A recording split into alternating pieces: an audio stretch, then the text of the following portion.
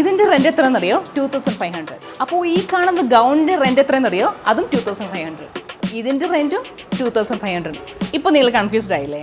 Wedding, reception, party, അങ്ങനെ നിങ്ങളുടെ ലൈഫിൽ ഏത് ഒക്കേഷൻ ആണെന്നുണ്ടെങ്കിൽ ഈ ഒരു സ്പോട്ട് മിസ് ചെയ്യരുത്.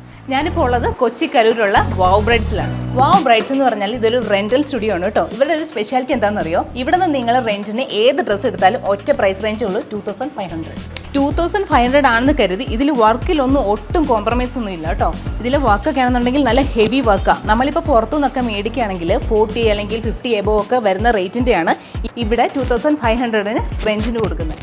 പാർട്ടി വെയർ മാത്രമല്ല കേട്ടോ, സെമി പാർട്ടി വെയറും നമുക്ക് വാവ് ബ്രൈഡ്സിൽ അവൈലബിൾ ആണ്. ഇതും നിങ്ങൾക്കൊന്ന് ഓപ്റ്റ് ചെയ്യാവുന്നതാണ് കേട്ടോ. മാരേജിനും റിസപ്ഷനും ഒക്കെ നമ്മുടെ സിസ്റ്റേഴ്സിനൊക്കെ ആ ഒരു തീം വേസ് കോമ്പിനേഷൻ ചിലർ ഓപ്റ്റ് ചെയ്യാറില്ലേ? അപ്പോൾ തീം വേസ് ആയിട്ടുള്ളതും ഇവിടെ ഓപ്ഷൻ ഉണ്ട് കേട്ടോ. ഹൽദി പോലുള്ള സ്പെഷ്യൽ ഒക്കേഷനൊക്കെ വേണ്ടിയിട്ടുള്ള ഡ്രസ്സസും നമ്മുടെ വാവ് ബ്രൈഡ്സിൽ അവൈലബിൾ ആണ് കേട്ടോ.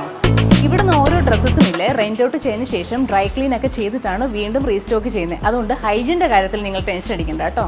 വാവ് ബ്രൈഡ്സിൻ്റെ റെൻ്റൽ പ്രൊസീജിയേഴ്സിന് വേണ്ടിയിട്ട് നിങ്ങൾ സ്ക്രീനിൽ കാണുന്ന നമ്പറിൽ കോൺടാക്ട് ചെയ്യുക, അല്ലെങ്കിൽ വാവ് ബ്രൈഡ്സിൻ്റെ ഇൻസ്റ്റയിൽ ഡയറക്റ്റ് DM ചെയ്യുക കേട്ടോ.